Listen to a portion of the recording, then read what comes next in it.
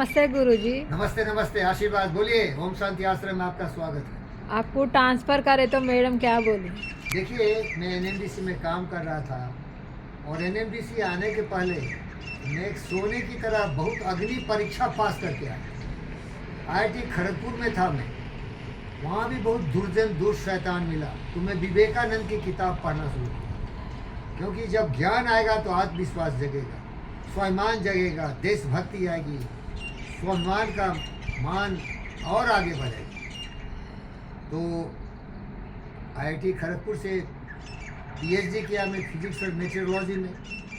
फिर मैकॉन में नौकरी लगा रहे थे प्रोफेसर एच.एन. आचार्य, उनके प्रोजेक्ट में काम कर रहा था। फिर डॉक्टर वंदना झा जो मेरी वाइफ रही, पत्नी, उनको कॉस्मोफेराइट में जॉब लग गया, क्योंकि वो पीएचडी किए थे मटेरियल साइंस डिपार्टमेंट में, फेराइट्स में। तो कॉस्मोफेराइट्स में उनको जॉब लगा तो मैं उनके साथ चला गया कॉस्मोफेराइट्स, और वहाँ तो मैं सूर्य हो गया, क्योंकि मैं तो दिन रात पढ़ने वाला ज्ञानी, बुद्धिमान, सर्वशक्तिमान, स्वाभिमानी व्यक्ति। तो वहाँ के जो प्रेसिडेंट थे एस.एस. मोनी, उठा लिए थे, doctor Chaudhary, doctor Chaudhary, doctor Chaudhary.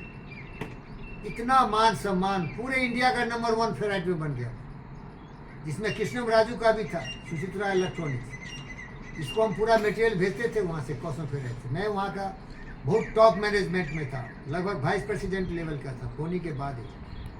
तो इतना मान सम्मान और इतना सोने की तरह जला हुआ चमकदार था, सुच्चा 24 कैरेट, हीरे की तरह तराशा हुआ, कोहिनूर से ज़्यादा कीमती था। अब मेरी पत्नी को शौक लगा कि मैं तो गवर्नमेंट की नौकरी करूँगी, आईटी का डिग्री, कॉस्मोफेराइट में इतने बड़े पद पर फटाफट।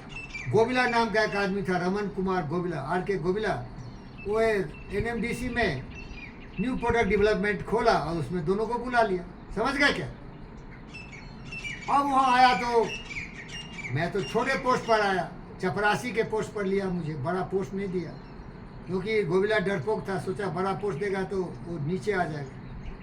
तो मैं छोटे पोस्ट पर आ गया, क्योंकि मेरी पत्नी को सिक्योरिटी चाहिए, मान सम्मान की कम आवश्यकता है, सिक्योरिटी। गवर्नमेंट में सिक्योरिटी। काम चोर, उचक्के, बदमाश, शैतान गवर्नमेंट में काम करते हैं, काम चोर बनाने ले आया मुझे।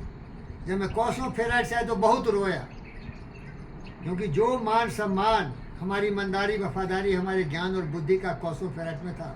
मुझे पता चला मेरा सूर्य अब अस्त हो रहा है, मेरी जिंदगी के बुरे दिन आ रहे हैं, रात्रि आने वाला है, अपमानित होऊंगा। गवर्नमेंट में तो चोर उचक्के रहते ज़्यादा से ज़्यादा, ईमानदार नहीं, वफादार नहीं, घुसखोर, चोर उचक्के।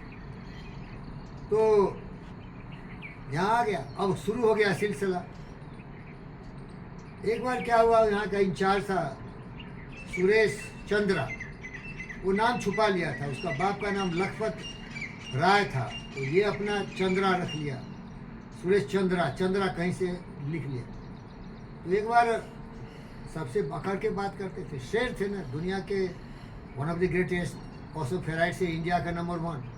तो ये लोग मुझे छोटा मोटा लगता था, क्योंकि ये लोग आयन और बेचने वाला था।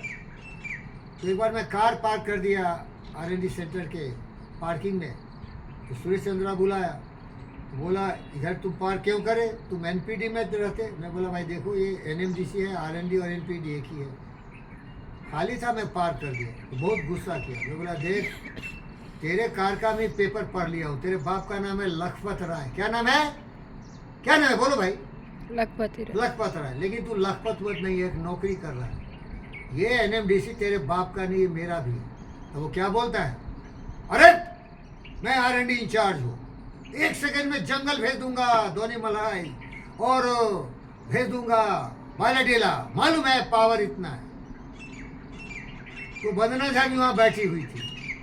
तो वंदना झा बोलती है, सुरेश चंद्रा जी, जीएम सर जी, तुम्हारे कलम में ताकत है, ट्रांसफर कर सकते हो, लेकिन जाना नहीं जाना मेरी मर्जी भाई, कर ले बेटे।